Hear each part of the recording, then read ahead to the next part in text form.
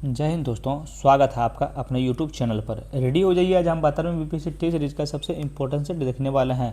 जबकि खान सर के द्वारा जो 72वें बीपीएससी टेस्ट सीरीज कराया जा रहा है उसको हम लोग देखेंगे टेस्ट नंबर आज 29 का आपका पार्ट 1 होने वाला है, यानी कि 1 से लेकर 75 नंबर प्रश्न आपका फुल कंप्लीट कराया जाएगा विथ व्याख्या के साथ में। ध्यान रखिएगा, वीडियो को 1.15x पे देखिएगा भैया, वीडियो को थोड़ा स्पीड बढ़ा लीजिएगा। चलिए बिना कोई देर के वो चलते हैं सीधा प्रश्न नंबर 1 की ओर।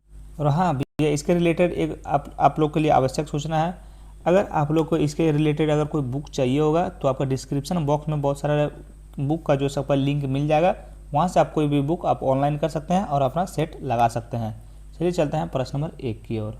चलिए यहाँ से शुरुआत करते हैं प्रश्न नंबर 1 से। और ध्यान रखिए भैया, इसमें आपका इंग्लिश का भी सोल्यूशन कराया जाएगा। इंग्लिश का बस इतना करेंगे भैया कि हम सिर्फ उसका आंसर बता देंगे, उसका पढ़ नहीं पाएंगे और उसका सोल्यूशन हम नहीं करा पाएंगे, सिर्फ सोल्यूशन बता देंगे। बताइए प्रश्न नंबर 1 बोल रहा है, महाजन पदों के भू राजनीतिक परिदृश्य के संबंध में निम्नलिखित कथनों पर विचार करें। किसके बारे में? महाजन पदों के भू राजनीतिक परिदृश्य के संबंध में निम्नलिखित कथनों पर विचार करें। तो ऊपर दिए गए कथनों में से कौन सा कथन आपका सही है, ये आप लोग को बताना है। देखिए कथन 1 में है, देखिए अशस्क यानी कि अमस्यक एकमात्र ऐसा महाजन पद था जो पूरी तरह से विंध्य पर्वतमाला के दक्षिण में गोदावरी घाटी में स्थित था। क्या कथन 1 आपका सही है? तो कथन 1 आपका बिल्कुल सही है। कथन 2 में है, वज्य महाजन पद का एक अत्यधिक केंद्रीय वंशानुगत राजतंत्र था जिसका राजधानी चंपी थी, जो कि बिल्कुल आपका गलत है। इसका हम लोग सही उत्तर देखेंगे दूगो तक क्या हो जाएगा, ध्यान से सुनिएगा। देखिए बज या ब्रिजी एक राजतंत्र नहीं था, यह 8 गणतंत्रवादी कलों यानी कि गण संघ का एक प्रमुख संघ था, जिनमें से सबसे प्रसिद्ध लिच्छवी थे। इसके अलावा इसकी राजधानी वैशाली थी, न कि आपका चंपा थी। ध्यान में रखिएगा, चंपा जो है अंग महाजन पद की राजधानी थी। ध्यान में रखिएगा, इसका सही उत्तर आपका ऑप्शन नंबर ए हो जाएगा, केवल 1 आपका सही है। अगर अभी तक आप लोग चैनल को सब्सक्राइब नहीं किए भैया तो प्लीज़ आपसे हाथ जोड़ कर निवेदन कर रहे हैं, वीडियो स्टार्ट करने से भैया थोड़ा सा चैनल को सब्सक्राइब कर लीजिए, हम आपसे रिक्वेस्ट कर रहे हैं। देखिए प्रश्न नंबर 2 आपका है, मगध के प्रारंभिक राजवंशों के संबंध में निम्नलिखित कथनों पर विचार कीजिए। किसके बारे में? मगध के प्रारंभिक राजवंशों के संबंध में निम्नलिखित कथनों पर विचार करें। कौन सा कथन आपका सही है, ये आप लोग को बताना है। देखिए कथन 1 में बिम्बिसार ने वैवाहिक संबंधों के जरिए मगध को मजबूत किया और राजगिरी की किलेबंदी की। क्या कथन 1 आपका सही है? कथन 1 आपका बिल्कुल सही है। कथन 2 में आपका शिशुनाग वंश की अवंती को पराजित करने के बाद अपनी राजधानी वैशाली स्थानांतरित कर दी। क्या कथन 2 सही है? तो कथन 2 भी आपका बिल्कुल सही है। कथन 3 में आपका है, महापदनंद शिशुनाग राजवंश को पराजित किया और एक राट की उपाधि धारण की और मगध को कलिंग तक विस्तृत किया। क्या कथन 3 सही है? तो कथन 3 भी आपका सही है। ध्यान रखिएगा, किसके बारे में? मगध के प्रारंभिक राजवंशों के संबंध में। तीनों कथन आपका सही है भैया, तो आप लोग याद कर लीजिए, तीनों कथन सही होगा तो ऑप्शन नंबर डी आपका राइट आंसर हो जाएगा। चलिए नेक्स्ट क्वेश्चन पर चलते हैं, प्रश्न नंबर 3 की ओर। बताइए, विदेश भेजे गए अशोक के बौद्ध मशीनों और उनके क्या है गतव्यों से संबंधित निम्नलिखित युग्मों पर विचार करिए। क्या है? मशीनरी है और क्षेत्र है या गंतव्य है। बताइए, महेंद्र और संघमित्रा, चलिए इसको सुमिलित कीजिए। क्या ये आपका सही सुमिलित है? बताइए क्या आपका ये सही सुमिलित है? तो बिल्कुल आपका श्रीलंका बिल्कुल आपका सही सुमिलित है। बताइए, मजंतिक कश्मीरी और गंधार क्या सही सुमिलित है? तो बिल्कुल आपका सही सुमिलित है। बताइए, गोकलीपुत्र तीस्त क्या स्वर्ण भूमि दक्षिण पूर्व एशिया क्या सुमिलित है? तो बिल्कुल आपका सही सुमिलित नहीं है। ध्यान रखिएगा, बिल्कुल सही सुमिलित है। माफ कीजिएगा, इसका आंसर हम नहीं लिख पाए हैं, तो इसका सही उत्तर हो जाएगा केवल 2 युग में आपका सुमिलित है, तो ऑप्शन नंबर बी आपका राइट आंसर हो जाएगा। नेक्स्ट क्वेश्चन पर चलते हैं, प्रश्न नंबर, इसमें देखिए भैया आप लोग को इंग्लिश का भी कराया जाएगा, लेकिन इंग्लिश में सिर्फ हम क्या करेंगे, तो इंग्लिश में सिर्फ हम आंसर ठीक करवा देंगे। सूची 1 और सूची 2 देखिए मिलान करें। सूची 1 में क्या है? कलात्मक तत्व है, विशेषता या संदर्भ है। बताइए, बिना आंसर देखे हुए आप लोग को मिलान करना है। अब ऑप्शन देख लीजिएगा, एगो इसको इसमें मान के चलिए एगो आपको पता है, बाकी 3 को नहीं पता है, तो कैसे मिलान कीजिएगा? एगो से मिलान थोड़ी होता है, आपको तीनों पे ध्यान रखना पड़ेगा। देखिए, बराबर गुफाएं का किस में हो जाएगा? तो इसमें हो जाएगा मौर्यकालीन पुलिसियों वाले सबसे प्राचीन चट्टाने को काटकर बनाई गई गुफाएं, यानी एक हो जाएगा आपका 1 में। ध्यान में रखिएगा। देखिए बी में आपका हो जाएगा मौर्यकालीन रिंग स्टोन हो जाएगा आपका उर्वरता की पूंजी से संबंधित लघु पत्थर का डिस्क, यानी ये आपका दो में हो जाएगा। देखिए सारनाथ स्तंभ, सारनाथ स्तंभ हो जाएगा। देखिए अंगलकृत अधिष्ठान पर स्थापित 4 सिंह, ये आपका 3 में हो जाएगा। धौली हाथी के संदर्भ में क्या हो जाएगा, तो आपका इसका हो जाएगा एक बड़े पत्थर को काट कर बनाया गया हाथी। ध्यान रखिएगा। तो इसका सही उत्तर कौन सा हो जाएगा, तो इसका सही उत्तर 1 2 3 4 है, तो ऑप्शन नंबर आपका सी हो जाएगा। ध्यान रखिएगा। चलिए नेक्स्ट क्वेश्चन पे चलते हैं, प्रश्न नंबर 5 की ओर। बताइए भारतीय मूर्तिकला के प्रमुख शैलियों के संबंध में निम्नलिखित कथनों पर विचार करना है। किसके में भारतीय मूर्तिकला के प्रमुख शैलियों के संबंध में निम्नलिखित कथनों पर विचार करना है। अब बताना है कि इसमें कौन सा कथन आपका सही है। देखिए कथन 1 में आपका गंधार शैली ही सबसे ऐसी शैली थी जिससे ग्रीको रोमन प्रभाव के तहत शिफ्ट और स्टुको का इस्तेमाल करके बुद्ध मानवकार मूर्तियाँ बनाई गई। कथन 1 आपका जो है बिल्कुल सही है। कथन 2 में देखना है आप लोग को, देखिए मथुरा शैली का प्रमुख रूप से सफ़ेद चूना पत्थर का इस्तेमाल किया गया और बुद्ध को धुंधराले बालों, मूछ और भारी कपड़ों के साथ दिखाया गया। क्या कथन 2 सही है, तो कथन 2 आपको बिल्कुल सही नहीं है। कथन 3 में है अमरावती शैली में क्या खासियत यह है कि सफ़ेद चूना पत्थर बनी वारिक नक्शकाशी वाले चैनल को सातवाहन संरक्षण में बौद्ध स्तूपों को शोभा बढ़ाते हैं। बिल्कुल आपका कथन 3 आपका बिल्कुल सही है। आप लोग ये क्वेश्चन को थोड़ा सा भी खुद से पढ़ लीजिएगा, या वीडियो पॉज कीजिएगा, थोड़ा सा खुद से पढ़ लीजिएगा, तो फिर मज़ा आ जाएगा। इसका सही उत्तर कौन सा हो जाएगा, तो ऑप्शन नंबर ए हो जाएगा। 1 और 3 आपका सही है। इसमें बोला था कौन सा कथन आपका सही है, याद रखिएगा। चलिए यहाँ पे देखिए इंग्लिश का है, इंग्लिश का हम सिर्फ बोले थे आंसर करवा देंगे, ये चीज़ आप लोग को ध्यान रखना है। देखिए 6 नंबर का इंग्लिश आपका क्या हो जाएगा, तो ऑप्शन नंबर आपका सी हो जाएगा। ध्यान रखिएगा, एक सेकंड रुकिएगा, सी हो जाएगा। और 7 का आपका सही उत्तर कौन सा हो, 7 का आपका ऑप्शन नंबर ए हो जाएगा। चलिए 8 का आपका सही उत्तर कौन सा हो जाएगा, तो 8 का आपका सही उत्तर ऑप्शन नंबर सी हो जाएगा। 9 का आपका सही उत्तर ऑप्शन नंबर सी हो जाएगा। 10 का आपका सही उत्तर कौन सा हो जाएगा, तो 10 का आपका सही उत्तर ऑप्शन नंबर बताइएगा, ऑप्शन नंबर सी हो जाएगा। 11 का आपका सही उत्तर ऑप्शन नंबर सी हो जाएगा। 12 का आपका सही उत्तर कौन सा हो जाएगा, तो 12 का आपका सही उत्तर ध्यान रखिएगा, तो ऑप्शन नंबर सी हो जाएगा। चलिए हिंदी पे चलते हैं यहाँ से अब हम लोग। चलिए यहाँ से 6 नंबर प्रश्न देखिए। बहुत लोग कमेंट कर रहे थे भैया कि भैया इंग्लिश में करवाइए, इंग्लिश में करवाए, तो इंग्लिश में देखिए करवाएंगे तो नहीं, लेकिन उसका आंसर हम मरवा देंगे, आप लोग देख लीजिएगा वीडियो पॉज करके, अच्छा रहेगा।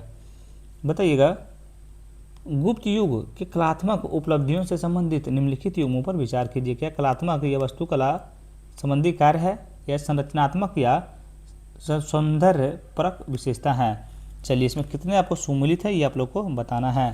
देखिए 1 में आपका दशावतार मंदिर देवगढ़, क्या आपका पंचायत योजना के साथ प्रारंभिक नगर शिखर क्या आपका सही सुमिलित है, बताइए क्या आपका सही सुमिलित है ये, तो ये आपका बोलिएगा बिल्कुल सही सुमिलित है। 2 में आपका है बुद्ध सुल्तानगंज कह लॉस्ट वैक्स तकनीकी से ढाली गई तांबे की मूर्ति, क्या सही सुमिलित है, तो बिल्कुल आपका सही सुमिलित है।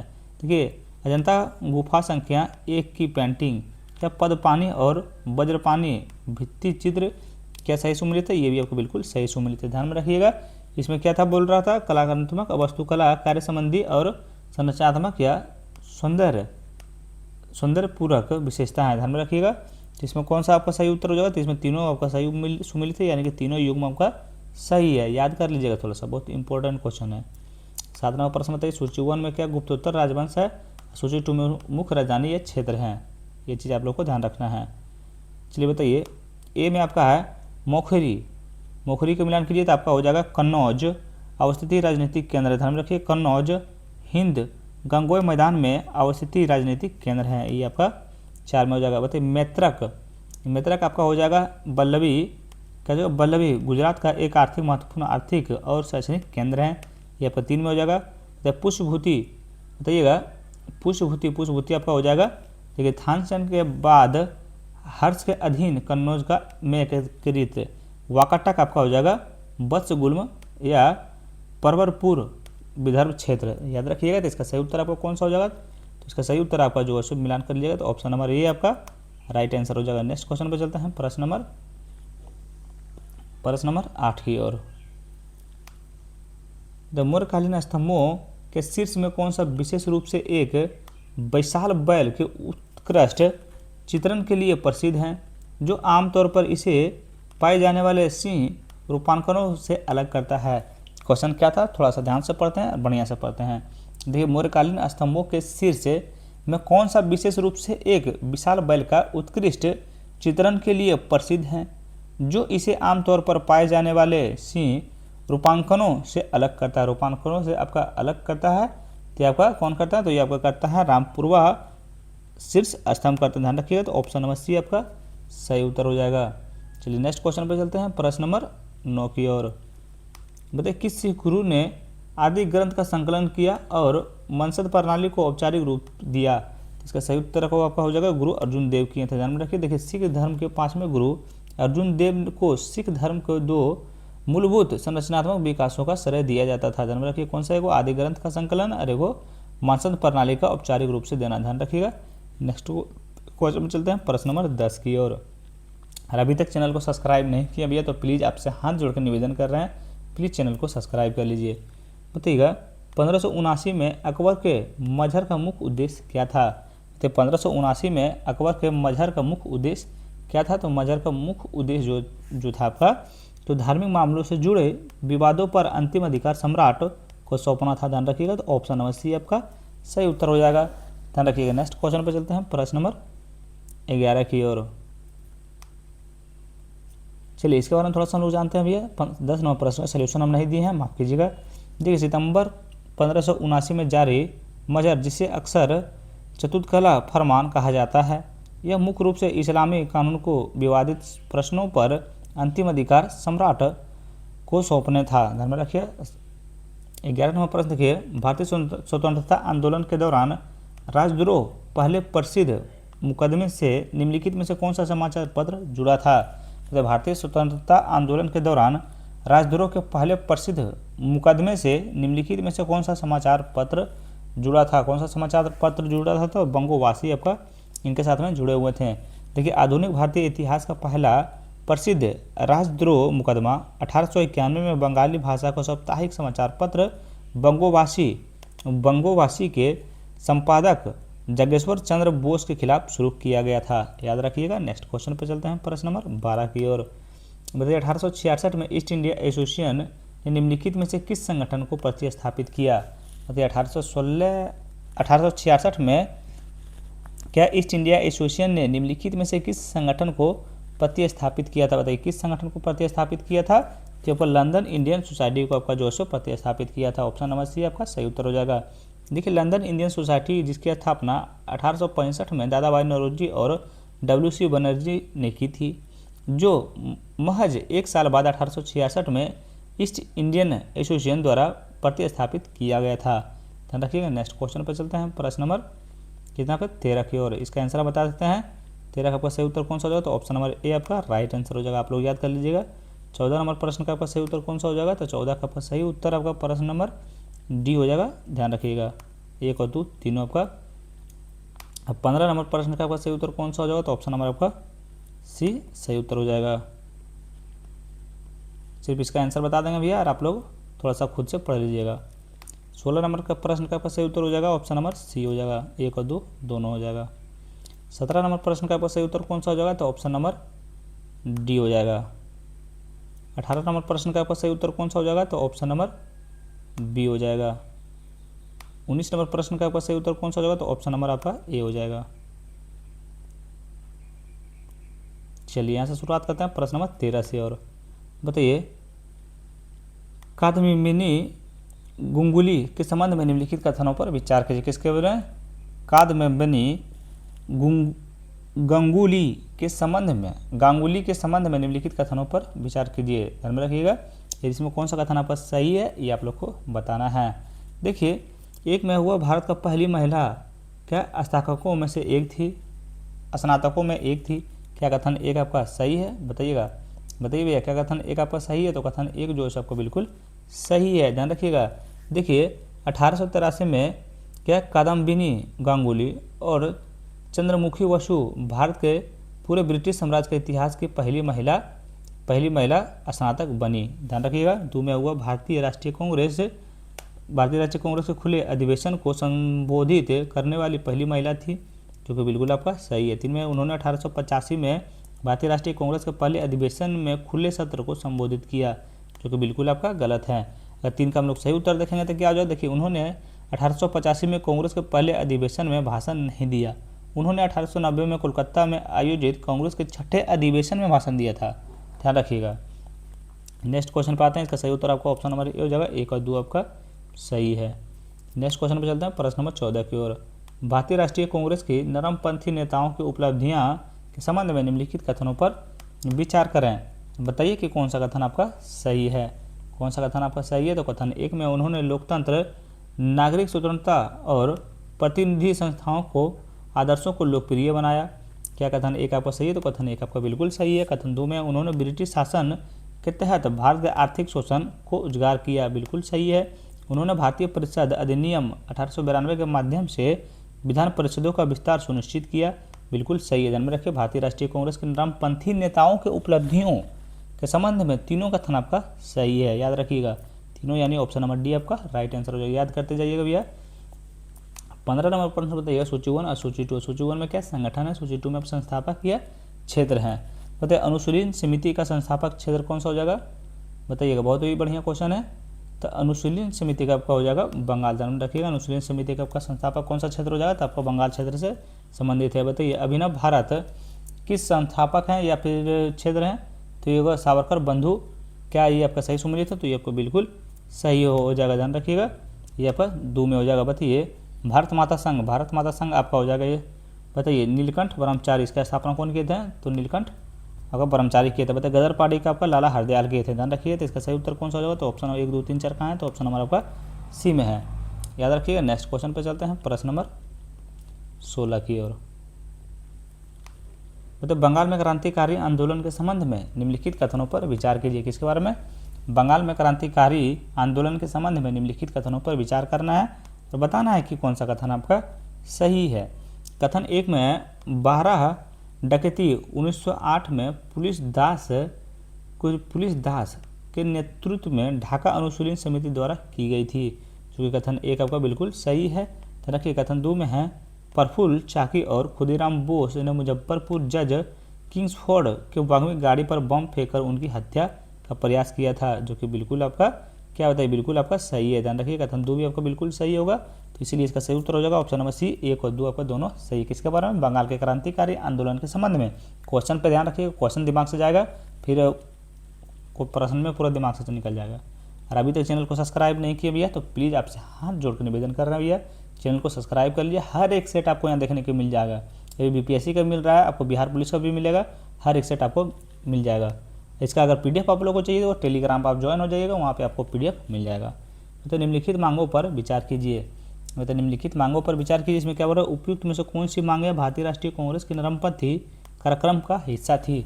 बताइए भारतीय राष्ट्रीय कांग्रेस के नरमपंथी कार्यक्रम का कौन कौन सी हिस्सा थी। क्या आपका भू राजस्व में कमी ये आपका मांग की हिस्सा थी, बिल्कुल थी। ध्यान रखिएगा। नमक और चीनी शुल्क को समाप्त करना, बिल्कुल सही है। वाक और अभिव्यक्ति की स्वतंत्रता, बिल्कुल सही है। सैन्य व्यय में कमी, बिल्कुल आपका सही है। ध्यान रखिएगा। तो ऑप्शन नंबर डी आपका सही उत्तर हो जाएगा। देखिए भारतीय राष्ट्रीय कांग्रेस के नरमपंथी कार्यक्रम का हिस्सा कौन कौन थे, चारों आपका जो है सो नरमपंथी कार्यक्रम का हिस्सा था, याद रखिएगा। चलिए नेक्स्ट क्वेश्चन पर चलते हैं प्रश्न नंबर 18 की ओर। बताइए भारत रक्षा अधिनियम 1915 को पहली बार निम्नलिखित में से किसके संबंध में लागू किया गया था। बताइए भारत रक्षा अधिनियम 1915 के संबंध में पहली बार निम्नलिखित में से किसके संबंध में लागू किया गया था।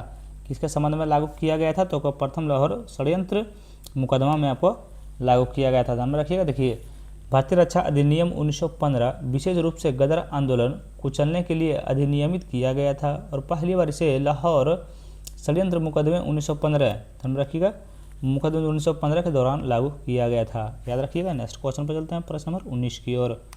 बताइए इलवर्ट बिल विवाद के संबंध में निम्नलिखित कथनों पर विचार करना है, बताना है कि कौन सा कथन आपका सही है। इसमें कौन सा कथन सही है, तो कथन 1 में आपका है भारत में रहने वाले यूरोपीय लोगों को बिल का विरोधी के लिए डिफेंस एसोसिएशन का गठन किया। क्या कथन 1 आपका सही है, तो कथन 1 आपको बिल्कुल सही है।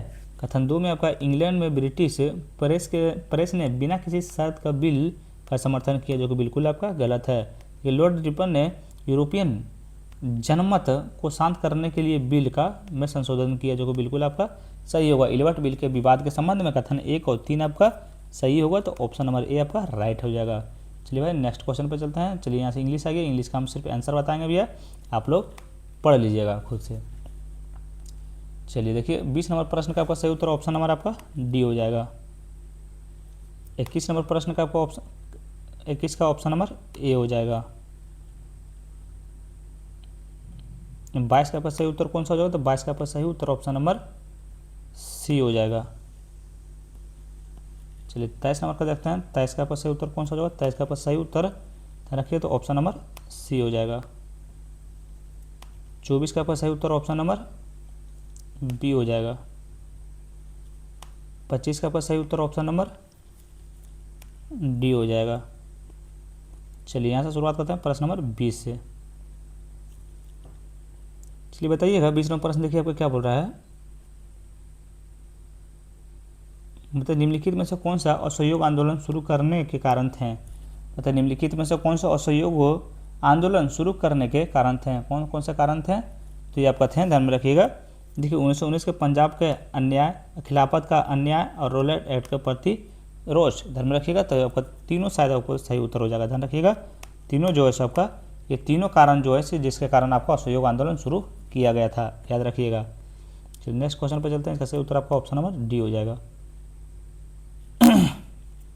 21 नंबर प्रश्न बताइएगा, देखिए चौरी चौरा कांड के संबंध में निम्नलिखित कथनों पर विचार कीजिए। किसके बारे में, चौरी चौरा कांड के संबंध में निम्नलिखित कथनों पर विचार करना है, बताना है कि कौन सा कथन आपका इसमें सही है, कौन सा कथन सही है। तो कथन 1 में यह घटना पुलिस द्वारा असहयोग आंदोलन में भाग ले रहे प्रदर्शनकारियों पर गोली चलाने के बाद शुरू हुई थी, जो कि बिल्कुल आपका सही है। देखिए पुलिस के गोलीबारी के बाद प्रदर्शनकारी किसी भी सरकारी संपत्ति पर हमला किए बिना शांतिपूर्वक तितर बितर हो गए, जो कि बिल्कुल आपका क्या कथन 2 सही है, तो कथन 2 भी आपका बिल्कुल गलत है। देखिए इसका सही उत्तर हम लोग 2 का देखेंगे तो क्या हो जाएगा। देखिए पुलिस की गोलीबारी के क्रोधित भीड़ ने भारी संख्या में मौजूद पुलिसकर्मियों को पीछा करते हुए उन्हें थाने में धकेल दिया और इमारत में आग लगा दी।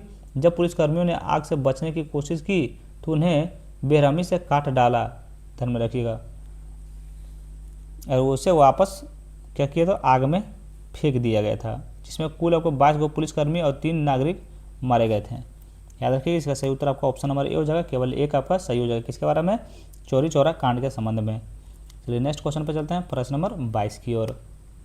बताइए स्वराजवादियों ने नो चेंजर्स के संबंध में निम्नलिखित कथनों पर विचार कीजिए। स्वराजवादियों और नो चेंजर्स के संबंध में निम्नलिखित कथनों पर विचार कीजिए, और कौन सा कथन आपका सही है ये आप लोग को बताना है। तो कथन 1 में 1923 से 24 के दौरान कांग्रेसियों ने नई पालिकाओं और स्थानीय निकायों पर नियंत्रण प्राप्त कर लिया था। क्या कथन 1 आपका सही है, तो कथन 1 आपका बिल्कुल सही है। क्योंकि नो चेंजर्स ने स्थानीय निकायों का हिस्सा लिया क्योंकि यह मानना था कि इनकी संस्थाओं का उपयोग रचनात्मक कार्यक्रम को आगे बढ़ाने के लिए किया जा सकता है, जो कि कथन 2 भी आपका बिल्कुल सही है। ध्यान में रखिए स्वराजवादियों और नो चेंजर्स के संबंध में कथन दोनों आपका सही होगा, तो ऑप्शन नंबर सी आपका राइट आंसर हो जाएगा। चलिए नेक्स्ट क्वेश्चन पर चलते हैं, प्रश्न नंबर 25 की ओर। बताइए स्वराज पार्टी के संबंध में निम्नलिखित कथनों पर विचार कीजिए, और कौन सा कथन आपका सही है ये आप लोग को बताना है। देखिए कथन 1 में आपका CR दास और मोतीलाल नेहरू के नेतृत्व में स्वराज पार्टी का गठन जनवरी 1923 में किया गया था। क्या कथन आपका 1 सही है स्वराज पार्टी के संबंध में, कथन 1 आपका बिल्कुल सही है। तो इस पार्टी का औपनिवेशिक सरकार क्या कमजोरियों को भीतर का उजागर करने के लिए विधान परिषदों में प्रवेश की वकालत की, जो कि बिल्कुल ये भी कथन आपका बिल्कुल सही है। स्वराज पार्टी के संबंध में आपका दोनों कथन सही है, आप लोग याद कर लीजिएगा। तो इसका सही उत्तर आपका ऑप्शन नंबर सी हो जाएगा। ध्यान रखिए भैया वीडियो कम बोल रहा है 1.15x पे आप लोग देखिएगा, ध्यान रखिएगा। वीडियो को स्पीड अभी बढ़ा लीजिए आप लोग, क्योंकि थोड़ा सा स्लो पढ़ाता भैया हम आप लोग के लिए सोचते, थोड़ा सा आप लोग स्पीड नहीं बढ़ाइएगा फिर मज़ा नहीं आएगा देखने में। ये भारतीय राष्ट्रीय कांग्रेस का बेलगाम अधिवेशन 1924 का महत्वपूर्ण है क्योंकि, तो भारतीय राष्ट्रीय कांग्रेस का बेलगाम अधिवेशन 1924 महत्वपूर्ण है क्योंकि क्योंकि यह भारतीय राष्ट्रीय कांग्रेस का एकमात्र अधिवेशन था जिसकी अध्यक्षता महात्मा गांधी ने किए थे। ध्यान रखिएगा, तो ऑप्शन नंबर बी आपका सही उत्तर हो जाएगा। देखिए 1924 के बेलगांव अधिवेशन ऐतिहासिक रूप से महत्वपूर्ण है क्योंकि यह भारतीय राष्ट्रीय कांग्रेस का एकमात्र ऐसा अधिवेशन है जिसकी अध्यक्षता आपका महात्मा गांधी ने किए थे। याद रखिएगा। नेक्स्ट क्वेश्चन पर चलते हैं, प्रश्न नंबर 25 को बताइए। मैडम भाखाजी कामा के संबंध में निम्नलिखित कथनों पर विचार कीजिए। किसके बारे में? मैडम भाखाजी कामा के संबंध में निम्नलिखित कथनों पर विचार कीजिए। और कौन सा कथन आपका गलत है ये आप लोग को बताना है, गलत कथन को चुनना है। देखिए एक में आपका है मैडम भाखाजी कामा SR राणा और मंचर शाह बुर्जोजी गोदरेज के साथ मिलकर पेरिस इंडियन सोसाइटी का स्थापना किया। क्या आपका सही है? तो बिल्कुल आपका सही है, ध्यान में रखिए। 2 में आपका है 1907 में उन्होंने भारतीय स्वतंत्रता ध्वज फहराया था, जो कि बिल्कुल आपका ये भी सही है, ध्यान रखिए बिल्कुल सही है। इसमें क्या बोलता है कौन सा कथन आपका गलत है, लेकिन गलत इसमें से आपका एक भी नहीं है, तो ध्यान रखिएगा। तो ऑप्शन नंबर डी हो जाएगा। 1 और 2 आपका दोनों ना ही एक गलत है ना ही 2 गलत है, दोनों आपका सही। किसके बारे में? मैडम भाखाजी कामा के संबंध में। अब वीडियो को 115x पे आप लोग जरूर देखिएगा। चलिए नेक्स्ट क्वेश्चन पे आते हैं, प्रश्न नंबर 26 को। यहाँ से आप लोग को आंसर बता देते हैं हम, क्योंकि इंग्लिश वाले भाई लोग आपको कमेंट बार बार कर रहते हैं कि इंग्लिश में कुछ कीजिए, इंग्लिश में कुछ कीजिए, कम से कम आंसर वो बता दीजिए। तो आंसर देखिए हम बता देते हैं। इसका सही उत्तर आपका ऑप्शन नंबर डी हो जाएगा। 27 का आपका सही उत्तर ऑप्शन नंबर ए हो जाएगा, सॉरी ए हो जाएगा। 28 का आपका सही उत्तर कौन सा हो जाएगा? तो 28 का आपका सही उत्तर ऑप्शन नंबर बी हो जाएगा। 29 का आपका सही उत्तर कौन सा हो जाएगा? तो 29 का आपका ऑप्शन नंबर बी हो जाएगा। 30 का आपका सही उत्तर कौन सा हो जाएगा? तो ऑप्शन नंबर डी हो जाएगा। 31 का आपका सही उत्तर कौन सा हो जाएगा? तो 31 का आपका सही उत्तर ऑप्शन नंबर डी हो जाएगा। 32 का आपका सही उत्तर क्या हो जाएगा? तो ऑप्शन नंबर बी हो जाएगा, ध्यान रखिएगा। चलिए यहाँ से शुरुआत करते हैं प्रश्न नंबर 26 से। सॉरी, बताइएगा 26वां प्रश्न देखिए आपका क्या बोल रहा है, ध्यान से सुनिएगा। निम्नलिखित विदेशियों में से किसने भारतीय राष्ट्रीय कांग्रेस के अधिवेशन में क्या अध्यक्षता की थी? बताइए निम्नलिखित विदेशियों में से किसने भारतीय राष्ट्रीय कांग्रेस के अधिवेशनों की अध्यक्षता की थी? या सही कोट का चयन करने बोला। कौन कौन किए थे बताइएगा। ठीक देखिए A.O. हुम किए थे, ध्यान रखिएगा, और हेनरी कॉटन किए थे और एनी बेसेंट किए थे। तीनों जो है सो आपका भारतीय राष्ट्रीय कांग्रेस के अधिवेशन की अध्यक्षता आपका किए थे। नहीं खा गए ना धोखा भैया।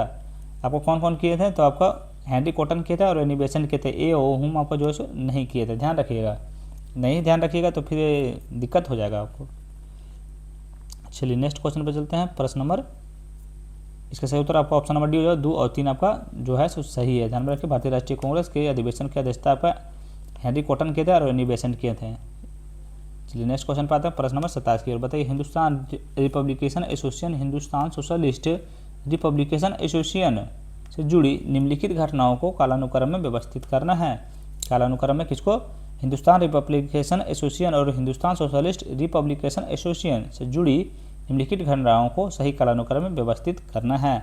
चलिए बताइएगा पहला कौन सा हो जाएगा। तो देखिए पहला तो आपका हो जाएगा काकोरी षड्यंत्र डकैती, ये आपका पहला हो जाएगा। दूसरा आपका हो जाएगा हिंदुस्तान रिपब्लिकेशन एसोसिएशन का हिंदुस्तान सोशलिस्ट रिपब्लिकेशन एसोसिएशन का HSRA में पुनर्गठन, ये आपका दूसरा हो जाएगा। तीसरा आपका कौन सा हो जाएगा? तो आपका सेंडर्स की हत्या ये आपका हो जाएगा तीसरा। उसका केंद्रीय विधानसभा में बम फेंकना, ये आपका चौथा हो जाएगा, ध्यान रखिएगा। तो ऑप्शन नंबर ए आपका सही उत्तर हो जाएगा। आप लोग मिलान कर लीजिएगा, मतलब कालानुक्रम में विस्तार कर लीजिएगा। तो हम तो देखिए कर दिए भैया। पहला हो जाएगा काकोरी षड्यंत्र, उसके बाद आपका हो जाएगा हिंदुस्तान रिपब्लिकेशन एसोसिएशन का हिंदुस्तान सोशलिस्ट रिपब्लिकेशन एसोसिएशन में पुनर्गठन, उसके बाद हो जाएगा आपका सैंडर्स की हत्या, उसके बाद हो जाएगा केंद्रीय विधानसभा में बम फेंकना, ध्यान रखिएगा। तो ऑप्शन नंबर ए आपका सही उत्तर होगा। 28 नंबर प्रश्न देखिए, लॉर्ड इरविन को संबोधित करते हुए यह कथन किसने कहा था कि भारत का एक विशाल कारागार जेल है, इसे कानून को अस्वीकार करता हूँ, इसे कानून को आप अस्वीकार करता हूँ, ये आपका महात्मा गांधी बोले थे, याद रखिएगा। देखिए भारत का एक विशाल कारागार है, मैं इस कानून को अस्वीकार करता हूँ और इसे जबरन शांति के दुखद एक सरता को तोड़ना अपना पवित्र कर्तव्य मानता हूँ। यह कथन महात्मा गांधी ने वायसराय लॉर्ड इरविन को 2 मार्च 1930 को लिखे गए अपने प्रसिद्ध पत्र में किया था। जो नमक सत्याग्रह दांडी मार्च से शुरू होने से ठीक पहले लिखा गया था, ध्यान रखिएगा। नेक्स्ट क्वेश्चन पे आते हैं, प्रश्न नंबर 29 की ओर। मतलब निम्नलिखित घटनाओं को सही कालानुक्रम में व्यवस्थित करना है, कालानुक्रम में सही व्यवस्थित करना है, ध्यान रखिएगा। देखिए तो पहला आपका कौन सा हो जाएगा, तो पहला आपका हो जाएगा, दंगेगा पहला आपका हो जाएगा, देखिए ट्रेड यूनियन अधिनियम को पारित होना, ये आपका पहला हो जाएगा, जो कि आपका 1926 में यह भारत के श्रम कानून का एक मूलभूत हिस्सा था। उसके बाद आपका हो जाएगा व्यापार नीति अधिनियम पारित होना, ध्यान में रखिए, व्यापार विवाद अधिनियम पारित होना, ये आपका कौन सा हो जाएगा, सॉरी एक सेकंड रुकिए भैया, दूसरा ये आपका नहीं होगा, दूसरा आपका हो जाएगा देखिए गिरनी कामगार यूनियन के नेतृत्व में बम्बई टेक्सटाइल मिल्स का हड़ताल, ये आपका दूसरा हो जाएगा, ध्यान रखिए, ये आपका दूसरा हो जाएगा। देखिए बॉम्बे टेक्सटाइल मिल्स का हड़ताल 1928 में बम्बई के कपड़ा मिलों के 6 महीनों तक चलने वाली विशाल और ऐतिहासिक हड़ताल छिड़ गई थी, ध्यान में रखिएगा। और उसके बाद आपको कौन सा, उसके बाद हो जाएगा व्यापार विवाद अधिनियम को पारित होना, ये आपका तीसरा हो जाएगा, ध्यान रखिए, ये आपका तीसरा हो जाएगा। देखिए व्यापार विवाद अधिनियम 1929 में 1928 की हड़तालों की सफलता से चिंतित होकर औपनिवेशिक सरकार ने अप्रैल 1929 में श्रमिक संघों की शक्ति को गंभीर रूप से सीमित करने के लिए यह कानून पारित किया था। उसके बाद हो जाएगा मेरठ षड्यंत्र केस, ये आपका चौथा सबसे लास्ट में हुआ था। तो ये 1929 से लेकर 1933 में कम्युनिस्ट विचारधारा के तेजी से फैलने के डर से अंग्रेजों ने मार्च 1929 में 31 मजदूर नेताओं और कम्युनिस्ट और कम्युनिस्ट को गिरफ्तार करके कड़ी कार्रवाई की थी, ध्यान रखिएगा। तो इसका सही उत्तर आपका ऑप्शन नंबर आपका बी हो जाएगा, याद रखिएगा। नेक्स्ट क्वेश्चन पर चलते हैं, प्रश्न नंबर 31 की ओर। बताइए राष्ट्रीय आंदोलन के दौरान क्रांतिकारी विचारक और उनके अनुयायियों ने गांवों के समाजवादी विचारों को लोकप्रिय बनाया और अवध में ना कर दो अभियान शुरू किया था, अवध में ना कर दो अभियान शुरू किया था। इसमें क्या बोला, उपयुक्त परिच्छेद निम्नलिखित में से किस व्यक्ति का उल्लेख किया जा रहा है, बताइए किस व्यक्ति का उल्लेख किया जा रहा है, बहुत इजी क्वेश्चन है भैया। तो एम.एन. रॉय का आपका जो है उल्लेख किया जा रहा है, याद रखिएगा। नेक्स्ट क्वेश्चन पे चलते हैं, प्रश्न नंबर 31 की ओर। मतलब नीचे दिए गए युग्मों में से कौन सा युग्म गलत है, मतलब नीचे दिए गए युग्मों में से कौन सा युग्म आपका गलत है, बताइए कौन सा युग्म आपका गलत है। तो देखिए ऑप्शन नंबर आपका कौन सा गलत है, देखिए मलेरिया प्रोटोजोआ बिल्कुल सही सुमेलित है, टाइफाइड बैक्टीरिया बिल्कुल सही सुमेलित है, दाद फंगस आपको बिल्कुल सही सुमेलित है, निमोनिया प्रोटोजोआ के कारण नहीं होता, ये बिल्कुल आपका गलत है, ध्यान में रखिएगा। देखिए निमोनिया, बताइएगा निमोनिया किसके कारण होता है, निमोनिया, देखिए निमोनिया किसी प्रोटोजोआ के कारण आपका नहीं होता है, यह स्पेस्ट्रोफोकस न्यूमोनिया और हीमोफिली इन्फ्लुएंजा नामक जीवाणुओं के कारण होता है, याद रखिएगा। आगे बढ़ते हैं नंबर 32 की ओर। बताइए नीचे दी गई बीमारियों में से कौन सी बीमारी अपने कारक जीव के साथ सही सुमेलित है, बताइए बीमारी दिया हुआ ये सारा आपका बीमारी हो गया, इनके साथ आपका कारक हो गया, जिसके साथ में आपको सुमेलित करना है। बताइए टाइफाइड क्या है, विब्रियो कैलोरी क्या आपका सही सुमेलित है, बताइए क्या आपका सही सुमेलित है, ये आपका तो बिल्कुल आपका क्या है, बताइए बिल्कुल आपका सही सुमेलित नहीं है, ध्यान में रखिएगा, ये भी आपका सही सुमेलित है, ये भी नहीं। तो मलेरिया प्लाज्मोडियम वाइकेस क्या वाइवैक्स बिल्कुल आपका सही सुमेलित है, तो ऑप्शन नंबर बी आपका बिल्कुल राइट आंसर हो जाएगा। नेक्स्ट क्वेश्चन पे चलते हैं, प्रश्न नंबर 32 की ओर, 33 की ओर। देखिए यहाँ से हम आंसर बता देते हैं भैया इंग्लिश का, आप लोग कर लीजिएगा। 33 का आपका सही उत्तर ऑप्शन नंबर ए हो जाएगा। 32 का आपका सही, 34 का आपका सही उत्तर कौन सा हो जाएगा, तो 34 का आपका सही उत्तर ध्यान रखिएगा, तो ऑप्शन नंबर बी हो जाएगा। 35 का आपका सही उत्तर ऑप्शन नंबर ए हो जाएगा। 36 का आपका सही उत्तर कौन सा हो जाएगा, तो ऑप्शन नंबर ए हो जाएगा। हो जाइएगा, इंग्लिश का हम सिर्फ आंसर करवा देंगे, आप लोग पढ़ लीजिएगा खुद से। देखिए 37 नंबर प्रश्न का आपका सही उत्तर ऑप्शन नंबर सी हो जाएगा। 35 का आपका राइट आंसर हो जाएगा ऑप्शन नंबर, 38 का आपका सही उत्तर ऑप्शन नंबर बी हो जाएगा। 39 नंबर प्रश्न का आपका ऑप्शन नंबर बी आपका राइट आंसर है। 40 नंबर प्रश्न देखिए आपका इसका सही उत्तर कौन सा होगा, 40 का आपका सही उत्तर option number B right answer है। 41 का आपका सही उत्तर कौन सा हो जाएगा, तो 41 का आपका सही उत्तर ऑप्शन नंबर सी आपका राइट आंसर हो जाएगा। नेक्स्ट क्वेश्चन पे चलते हैं, यहाँ से हिंदी से देखिए अब 33 नंबर से आते हैं हम लोग।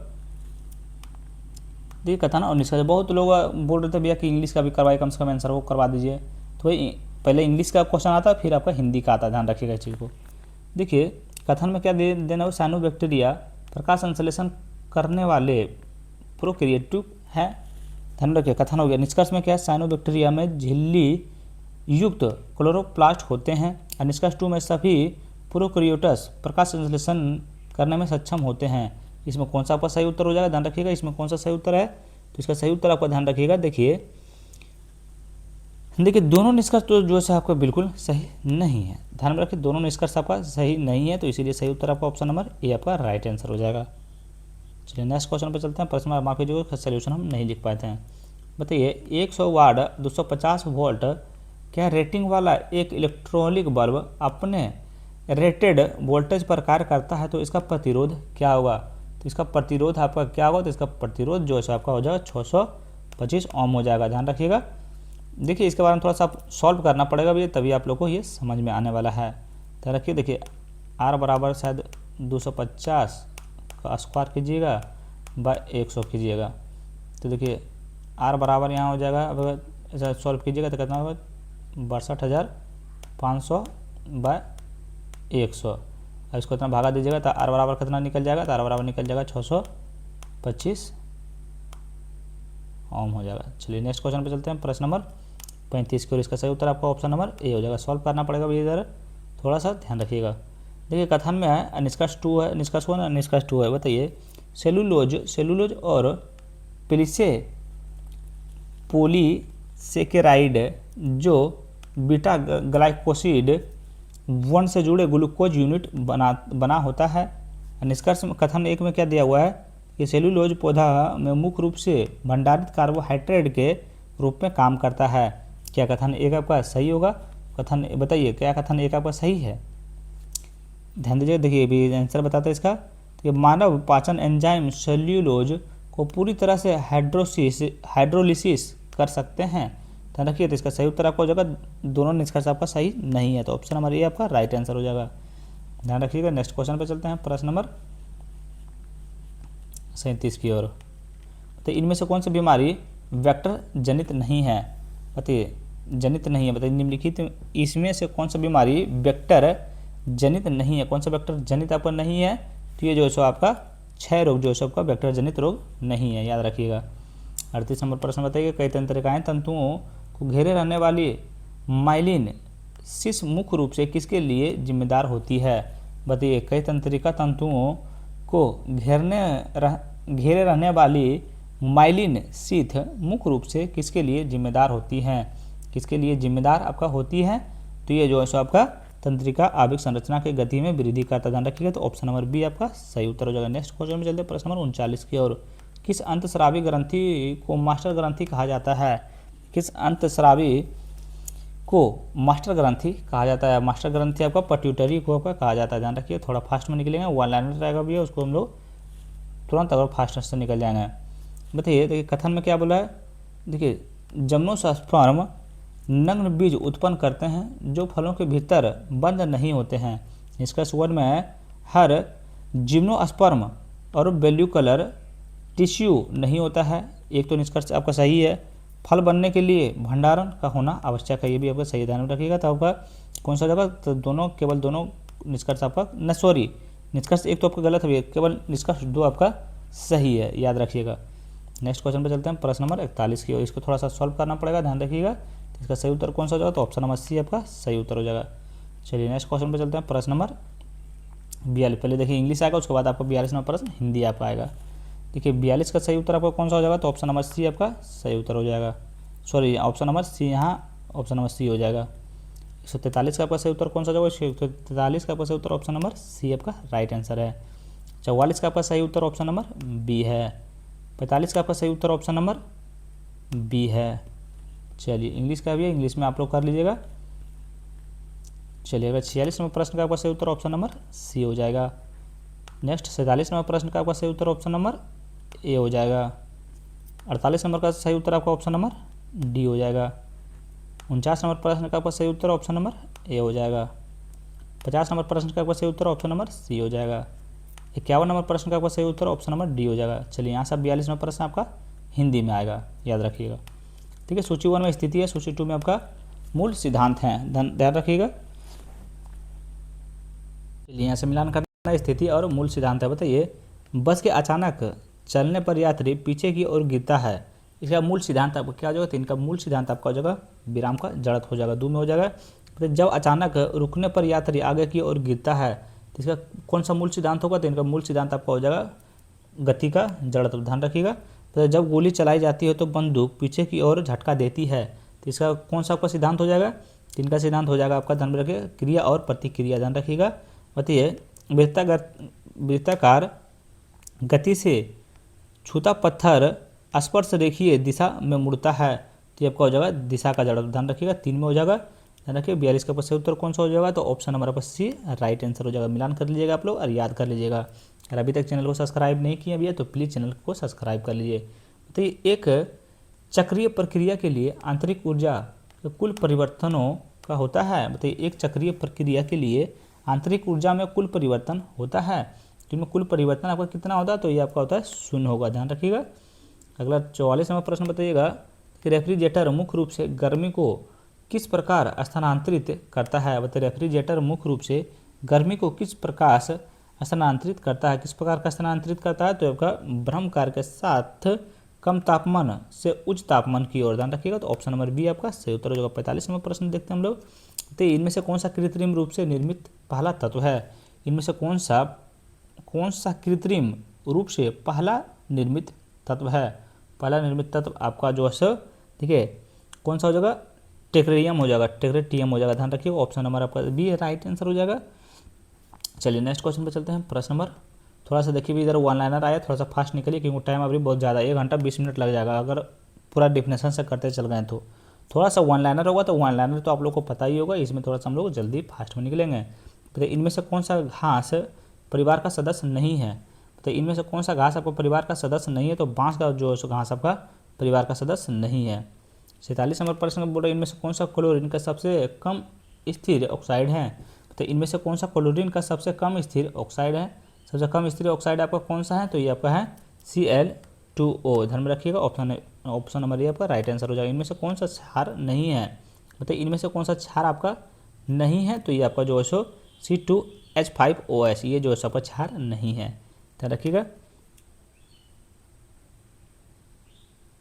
चलिए अगला चलते हैं प्रश्न नंबर 49 की ओर। तो इनमें से कौन सा सबसे अधिक अम्लीय है? इनमें से सबसे अधिक अम्लीय कौन था? तो वास्तविक की बात है H1O4, ऑप्शन नंबर ए आपका राइट आंसर हो जाएगा। चलिए नेक्स्ट क्वेश्चन पे चलते हैं। प्रश्न नंबर 50 की ओर। हम लोग ये सब दिन आर्ट्स पढ़ते रह गए हैं, जीएस पढ़ते रह गए, कभी साइंस पे ध्यान ही नहीं दिए थे। निम्नलिखित में से किसका उपयोग निश्चेतक रूप से किया जाता है? तो निम्नलिखित में से किसका उपयोग निश्चेतक रूप से किया जाता है? किसका निश्चेतक रूप से आपका किया जाता है? तो ये आपका ईथर का किया जाता है, ध्यान रखिएगा। 51 का आयरन निम्नलिखित में से किसका घटक है? बताइए, आयरन निम्नलिखित में से किसका एक घटक है? तो ये आपका जो है सो हीमोग्लोबिन का एक घटक है आयरन, ध्यान रखिएगा। यहाँ से देखिए आपका इंग्लिश का क्वेश्चन आ गया, इंग्लिश में सिर्फ हम टिक मरवाएंगे, ये आप लोग ध्यान रखिएगा। देखिए 52 का सही उत्तर आपका ऑप्शन नंबर क्या होगा? क्वेश्चन देख लीजिए, इसका सही उत्तर आपका ऑप्शन नंबर डी हो जाएगा। 53 का आपका सही उत्तर कौन सा हो जाएगा? 53 का आपका सही उत्तर ऑप्शन नंबर बी हो जाएगा। 54 का आपका सही उत्तर कौन सा हो जाएगा? तो ऑप्शन नंबर आपका ए आपका राइट आंसर हो जाएगा। चलिए आते हैं अगला 55 नंबर प्रश्न पे। तो 55 नंबर प्रश्न आपका सही उत्तर कौन सा हो जाएगा? तो ऑप्शन नंबर सी हो जाएगा। 156 नंबर प्रश्न का आपका सही उत्तर ऑप्शन नंबर ए हो जाएगा। 157 नंबर प्रश्न का आपका सही उत्तर ऑप्शन नंबर सी हो जाएगा। 158 नंबर प्रश्न का सही उत्तर आपका ऑप्शन नंबर बी हो जाएगा। 159 नंबर प्रश्न का आपका सही उत्तर कौन सा, 59 नंबर प्रश्न का सही उत्तर कौन सा हो जाएगा? तो ऑप्शन नंबर डी हो जाएगा। चलिए यहाँ से करते हैं आप नंबर हिंदी से। 52 नंबर प्रश्न से बताइएगा, सूची 1 सूची 2 से मिलान करना है। सूची 1 में क्या ऊर्जा स्रोत है और ऊर्जा रूपांतरण है। बताइए, जल विद्युत षड्यंत्र, ध्यान रखिएगा, जल विद्युत षड्यंत्र। चलिए मिलान कीजिए इसका, तो कहाँ हो जाएगा? तो जल विद्युत षड्यंत्र आपका जो है ध्यान रखिएगा, इसका आंसर थोड़ा देर 4 2 3, ऑप्शन नंबर डी हो जाएगा। 4 3 2 4 3 सॉरी 4 2 3 4 2 3। देखिए जल विद्युत षड्यंत्र का ऊर्जा रूपांतरण आपका हो जाएगा, ध्यान रखिए, जल स्थिति ऊर्जा और विद्युत, ध्यान रखिएगा। और सौर सेल का आपका हो जाएगा प्रकाश विद्युत, और विद्युत मोटर का आपका हो जाएगा, ध्यान में रखिएगा, विद्युत यांत्रिक। अशुल्क सेल में आपको रूपांतरण हो जाएगा रासायनिक से विद्युत, ध्यान में रखिए। तो ऑप्शन नंबर आपका डी राइट आंसर हो जाएगा। नेक्स्ट क्वेश्चन पे चलते हैं प्रश्न नंबर 53 की ओर। बताइए, निम्नलिखित युग्मों पर विचार कीजिए। इसमें बताइए कितने सुमिलित हैं, ये आप लोग को बताना है। निम्नलिखित युग्मों पर विचार करें और कितने सुमिलित हैं ये आप लोग बताइएगा खुद से। देखिए एक में है आवृत्ति, क्या प्रबलता का निर्धारण करती है? बिल्कुल नहीं करती है, ध्यान रखिए, बिल्कुल आपका नहीं करती है। दो में आपका है आयाम, क्या तारात्व निर्धारित करता है? बिल्कुल आपका नहीं करता है। आवर्तकाल, आवर्त का व्युत्क्रम, बिल्कुल आपका सही है। बताइए सर्व पारस, ये आपका बिल्कुल सही सुमिलित है, ध्यान में रखिएगा। 20 HZ से लेकर कितना 20,000 HZ तक, ध्यान रखिएगा। तो केवल 2 युग्म आपका सुमिलित होगा। नेक्स्ट क्वेश्चन में चलते हैं प्रश्न नंबर 54 की ओर। बताइए सहसंयोजक यौगिक के संबंध में निम्नलिखित कथनों पर विचार करें। किसके? सहसंयोजक यौगिक के संबंध में निम्नलिखित कथनों पर विचार कीजिए और कौन सा कथन आपका सही है ये आप लोग को बताना है। कथन 1 में यह समानता विद्युत का कुचालक होते हैं, जो कि बिल्कुल सही है। इसके विलयन में समानता मुक्त रूप से गति करने वाले आयरन होते हैं, जो कि बिल्कुल आपका गलत है, ध्यान रखिए, बिल्कुल गलत है। इसका सही उत्तर आपका ऑप्शन नंबर ए हो जाएगा। सहसंयोजक यौगिक के संबंध में कथन 1 आपका सिर्फ सही उत्तर है, वो विद्युत कुचालक होते हैं। सहसंयोजक यौगिक जो है आपका क्या होता है? ये विद्युत कुचालक होते हैं, याद रखिएगा।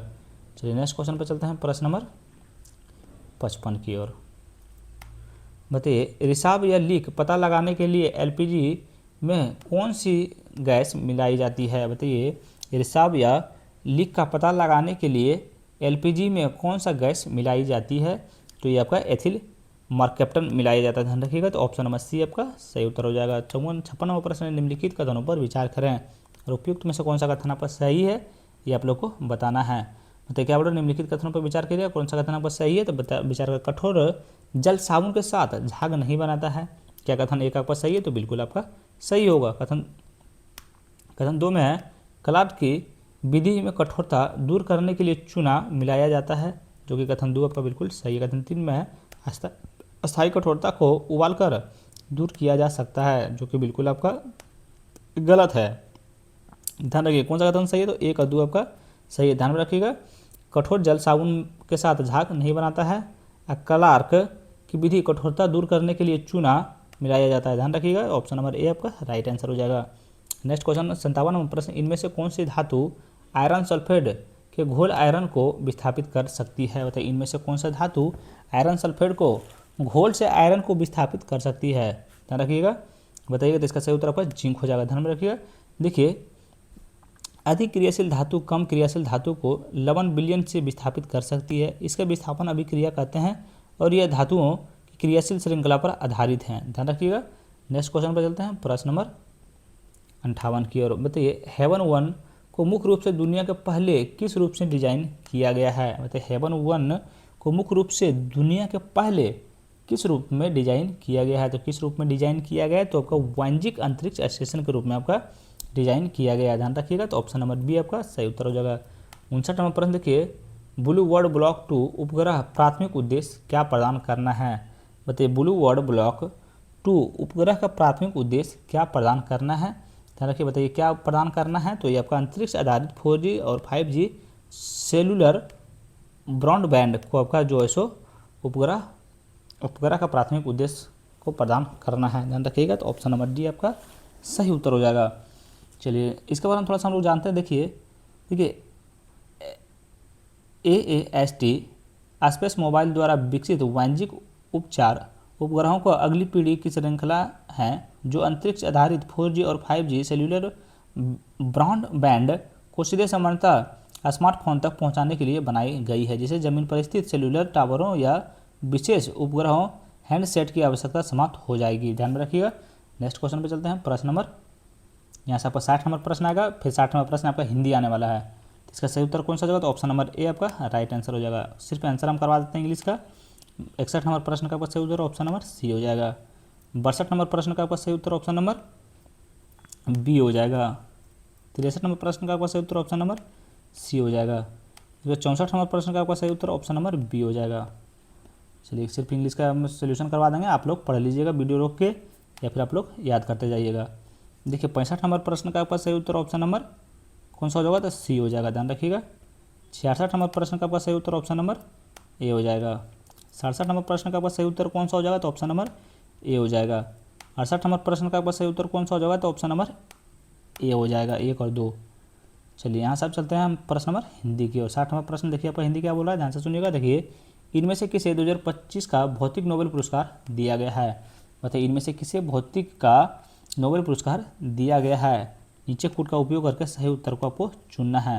बताइए किसको दिया गया है, तो ये आपको दिया गया है, ध्यान रखिएगा किसको दिया गया है, तो ये आपको दिया गया है जॉन क्लार्क को दिया गया है और आपका मिचेल एज डेवोरेट को दिया गया, ध्यान रखिएगा। 1 और 2 दिया हुआ है और देखिए इसको आपको जो नहीं दिया गया, तो ऑप्शन नंबर ए आपका सही उत्तर हो जाएगा। 1 और 2 आपका सही उत्तर हो जाएगा। देखिए, भौतिक नोबेल पुरस्कार आपको जॉन क्लार्क और मिचेल एच डेवोरेट को दिया गया था, ध्यान रखिएगा। नेक्स्ट क्वेश्चन पे चलते हैं प्रश्न नंबर 61 की ओर। तो बिहार प्रांतीय सम्मेलन गांधी जी असहयोग आंदोलन का समर्थन करते हुए किस तिथि को प्रस्ताव पारित किया। बताइए, बिहार प्रांतीय सम्मेलन में गांधी जी ने असहयोग आंदोलन का समर्थन करते हुए किस तिथि को एक प्रस्ताव पारित किया। किस तिथि को एक प्रस्ताव पारित किया था, तो आपका 28 अगस्त 1920 को आपका प्रस्तावित पारित किया था। देखिए, इसके बारे में थोड़ा सा हम लोग डिफिनेशन से जानते हैं। देखिए, डॉक्टर राजेंद्र प्रसाद की अध्यक्षता में भागलपुर में 12वां बिहार प्रांतीय सम्मेलन आयोजित किया गया था, जिसमें 28 अगस्त 1920 को सम्मेलन में महात्मा गांधी ने असहयोग आंदोलन का समर्थन करने वाले एक प्रस्ताव पारित किया था, ध्यान रखिएगा। नेक्स्ट क्वेश्चन देखिए प्रश्न नंबर 62 की ओर। केसरिया चोर वेटलैंड बिहार के किस जिले में स्थित हैं। बताइए, केसरिया चोर वेटलैंड बिहार के किस जिले में स्थित हैं, तो बिहार के जो है आपका पूर्वी चंपारण में स्थित है, ध्यान रखिए। केसरिया चोर बिहार के पूर्वी चंपारण जिले में स्थित एक विशाल प्राकृतिक आर्द्रभूमि है, ध्यान रखिएगा। नेक्स्ट क्वेश्चन पे चलते हैं प्रश्न नंबर 63 की ओर। तो इनमें से कौन सा बिहार में स्थित यूनेस्को विश्व धरोहर स्थल नहीं है। तो इनमें से कौन सा बिहार में स्थित यूनेस्को विश्व धरोहर स्थल नहीं है, कौन सा आपका नहीं है, तो ये आपका ध्यान में रखिएगा। देखिए, बोधगया में महाबोधि मंदिर परिसर ये आपका जो है विश्व धरोहर स्थल है, ध्यान रखिएगा। ये है सासाराम शेरशाह सूरी का मकबरा, ये भी आपका विश्व धरोहर स्थल है, ध्यान रखिएगा। विक्रमशिला प्राचीन विश्वविद्यालय में अवशेष ये जो है आपका जो है यूनेस्को विश्व धरोहर स्थल का हिस्सा आपका नहीं है, ध्यान में रखिएगा। तो ऑप्शन नंबर सी आपका बिल्कुल सही उत्तर हो जाएगा। क्या बोल रहा है, इनमें से कौन सा बिहार में स्थित यूनेस्को विश्व धरोहर स्थल नहीं है, तो विक्रमशिला प्राचीन विश्वविद्यालय अवशेष, ध्यान रखिए, ये जो है आपका विश्व धरोहर स्थल नहीं है। 64वां प्रश्न बताइए, प्रिंस ऑफ वेल्स पटना दौरे का लोगों ने किस तिथि को बहिष्कार किया। बताइए, प्रिंस ऑफ वेल्स के पटना दौरे का लोगों ने किस तिथि को बहिष्कार किया था। किस तिथि को बहिष्कार किया था, 22 दिसंबर 1921 को बहिष्कार किया था, ध्यान रखिएगा। कब किया था, 22 दिसंबर 1921 को इसका बहिष्कार किया था। देखिए, इसके बारे में थोड़ा सा हम लोग जानते हैं। देखिए, असहयोग आंदोलन के दौरान वेल्स के राजकुमार को भारत की यात्रा पूरे भारत में विरोध हुआ। जब राजकुमार 22 दिसंबर 1921 को पटना पहुंचे तो पूरे पूर्व हड़ताल और बहिष्कार किया गया।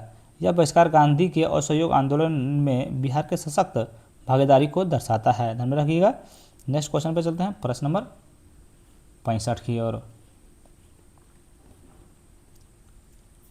पुनपुन नदी, एक सेकंड रुक जाइए भैया। पुनपुन नदी के संबंध में निम्नलिखित कथनों पर विचार कीजिए। अरे वो बोल रहा है ऊपर दिए गए कथनों में से कौन सा कथन आपका सही है। बताइए, मोरहर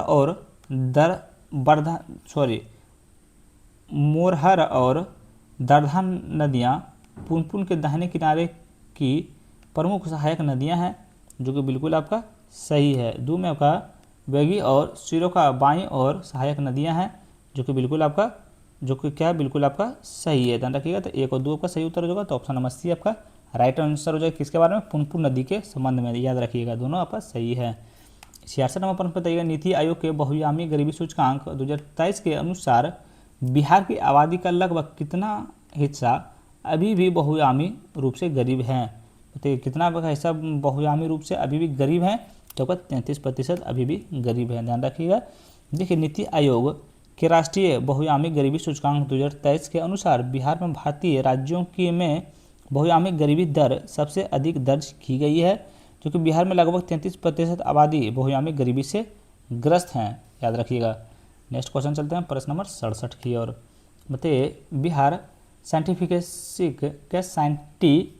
सोसाइटी की स्थापना कब हुई थी। बिहार साइंटिफिक सोसाइटी की स्थापना तो आपका 1868 में हुआ था, ध्यान में रखिए कब हुआ था। तो बिहार में साइंटिफिक सोसाइटी की स्थापना 24 मई 1868 को मुजफ्फरपुर में हुई थी। इसके संस्थापक इमदाद अली थे, याद रखिएगा। नेक्स्ट क्वेश्चन चलते हैं प्रश्न नंबर 68 की ओर। तो महानंदा नदी के संबंध में निम्नलिखित कथनों पर विचार कीजिए। महानंदा नदी के संबंध में निम्नलिखित कथनों पर विचार कीजिए और ऊपर दिए गए कथनों में से कौन सा कथन आपका सही है ये आप लोग को बताना है। कथन 1 में महानंदा हिमालय को मुल्हाली ध्रम पहाड़ी से निकलती है, क्या कथन 1 आपका सही है? तो कथन 1 आपको बिल्कुल कोई काट ही नहीं सकता है। बलासन नदी सिलीगुड़ी के दक्षिण में महानंदा नदी के दाहिने किनारे से ऊपर मिलती है, 2 भी आपका बिल्कुल सही है, 2 भी सही है। 3 में देखिए परमान नदी महानंदा के बरसोई शाखा से मिलती है, कथन 3 भी आपका बिल्कुल गलत है, सही नहीं है भैया। महानंदा नदी के संबंध में कथन 2, 1 और 2 आपका सही होगा, तो ऑप्शन नंबर ये आपका राइट आंसर हो जाएगा। चलिए 69 नंबर प्रश्न का आपका सही उत्तर कौन सा हो जाएगा? तो 69 का आपका सही उत्तर ऑप्शन नंबर बी हो जाएगा। 70 का आपका सही उत्तर कौन सा हो जाएगा? तो ऑप्शन नंबर आपका सी हो जाएगा। 71 का आपका सही उत्तर कौन सा हो जाएगा? तो ऑप्शन नंबर सी हो जाएगा। 72 का आपका सही उत्तर कौन सा हो जाएगा? तो ऑप्शन नंबर 72 का सही उत्तर ऑप्शन नंबर बी हो जाएगा। 73 का आपका सही उत्तर कौन सा हो जाएगा? तो ऑप्शन नंबर आपका डी हो जाएगा। 73, चलिए 74 और 75 नंबर पर चलते हैं। 74 का आपका सही उत्तर ऑप्शन नंबर ए हो जाएगा। 75 का आपका सही उत्तर कौन सा हो जाएगा? 75 का आपका सही उत्तर ऑप्शन नंबर ए हो जाएगा। और 76 का आपका सही उत्तर कौन सा हो जाएगा? तो ऑप्शन नंबर बी हो जाएगा। 77 का आपका सही उत्तर कौन सा हो जाएगा? तो ऑप्शन नंबर सी हो जाएगा। चलिए यहाँ से चलते हैं प्रश्न नंबर 69 की और हिंदी से बताइएगा। 2024-25 में बिहार का अर्थव्यवस्था मुख्य रूप से किन मामलों में राष्ट्रीय औसत में तेजी बढ़ी है? बताइए 2024-25 में बिहार का अर्थव्यवस्था मुख्य रूप से किन मामलों में राष्ट्रीय औसत से तेजी बढ़ी है? राष्ट्रीय औसत से तेजी बढ़ी है तो आपको वास्तविक जीएसडीपी वृद्धि में आपका जो है सो औसत में तेजी बढ़ी है, ध्यान रखिएगा। नेक्स्ट क्वेश्चन पे आता है प्रश्न नंबर 70 की ओर। बताइए बिहार आर्थिक सर्वेक्षण 2025-26 के अनुसार जीएसडीपी में योगदान के मामले में बिहार की अर्थव्यवस्था में किस क्षेत्र का प्रमुख बना हुआ है? किस क्षेत्र में प्रमुख बना हुआ है? तो आपका जो है सो तृतीय क्षेत्र में आपका प्रमुख बना हुआ है, ध्यान रखिएगा। बिहार बजट देखिए बिहार आर्थिक सर्वेक्षण 2025-26 के अनुसार तृतीयक सेवा बिहार क्षेत्र में सकल राज्य घरेलू उत्पाद में सबसे बड़ा योगदानकर्ता बना हुआ है, याद रखिएगा। नेक्स्ट क्वेश्चन पे आते हैं प्रश्न नंबर 71 की ओर। बिहार बजट 2026-27 में निम्नलिखित में से किस दृष्टिकोण को प्राप्त करने का विशेष जोर दिया गया है? विशेष जोर दिया गया तो विकसित बिहार 2047 को, ध्यान रखिएगा। देखिए बिहार बजट 2026-27 में निम्नलिखित में से किस दृष्टिकोण को प्राप्त करने पर विशेष जोर दिया गया है? तो विकसित बिहार 2047 को पर विशेष जोर दिया गया है, ध्यान में रखिएगा। देखिए बिहार बजट 2026-27 से विकसित बिहार 2047 के दीर्घकालिक लक्ष्य के अनुरूप हैं। इस विकसित @2047 के राष्ट्रीय दृष्टिकोण का एक पूरक है, ध्यान में रखिएगा। नेक्स्ट क्वेश्चन है प्रश्न नंबर 72 की ओर। बताइए विश्व शांति स्तूप कहाँ स्थित हैं? बताइए विश्व शांति स्तूप आपका कहाँ है? तो विश्व शांति आपका जो है सो राजगीर में है, याद रखिएगा। 73 नंबर पर देखिए निम्नलिखित में से कौन सा स्थान बिहार के जैन धर्म से संबंधित हैं? बताइए कौन सा आपका जैन धर्म से संबंधित है? अगर ये ई वाला आंसर आप लोग को नहीं पता होगा तो बड़े दिक्कत हो जाएगा भैया। इसमें क्या बोल रहा है, कौन सा कथन आपका सही है? नीचे दिए गए कोड का उपयोग करके सही उत्तर का आपको चयन करना है, ध्यान रखिएगा। तो पहला आपका हो जाएगा देखिए पावापुरी, राजगिरी और कुंडलपुर, ये तीनों जो है सबका बिहार के जैन धर्म से संबंधित है, ध्यान रखिएगा। तो ऑप्शन नंबर डी आपका सही उत्तर हो जाएगा। चलिए अगला चलता है प्रश्न नंबर 74 की ओर। तो निम्नलिखित में से स्मारकों पर विचार करें। बिहार के निम्नलिखित स्मारकों पर विचार कीजिए। उपयुक्त में से किसका निर्माण एक जलाशय के मध्यम कृत्रिम द्वीप पर किया गया है? तो उपयुक्त में से किसका निर्माण एक जलाशय के मध्य कृत्रिम द्वीप पर किया गया है? तो आपका किसका किया गया है? तो ये आपका किया गया है शेरशाह सूरी का मकबरा जो है सो आपका, ध्यान रखिए, जलाशय के मध्य कृत्रिम द्वीप पर किया गया, ध्यान रखिएगा। तो ऑप्शन नंबर ए आपका सही उत्तर हो जाएगा। चलिए 75वां प्रश्न आज का आखिरी प्रश्न होने वाला भी है। अगर वीडियो आप लोग को अच्छा लगा हो तो please like, comment, share and subscribe जरूर कीजिएगा। चूना युक्त मिट्टी के संबंध में निम्नलिखित कथनों पर विचार कीजिए और कौन सा कथन आपका सही है ये आप लोग को बताना है। तो कथन 1 में आपका कौन सा हो जाएगा? तो देखिए यह मुख्य रूप से उत्तर पश्चिम बिहार में पाई जाती है, जो कि बिल्कुल आपका सही है। देखिए 2 आपका गलत है, याद रखिएगा। तो ऑप्शन नंबर ए आपका सही उत्तर हो जाएगा। ध्यान रखिए भैया, देखिए अभी पीएससी का एग्जाम अभी नहीं होने वाला है क्योंकि एग्जाम ये आपका स्थगित हो चुका है। अब नेक्स्ट डेट अब जब आएगा तो हम टेलीग्राम पे आप लोग को इन्फॉर्म कर देंगे, ध्यान रखिएगा। थैंक यू सो मच भैया, thank you so much video देखने के लिए।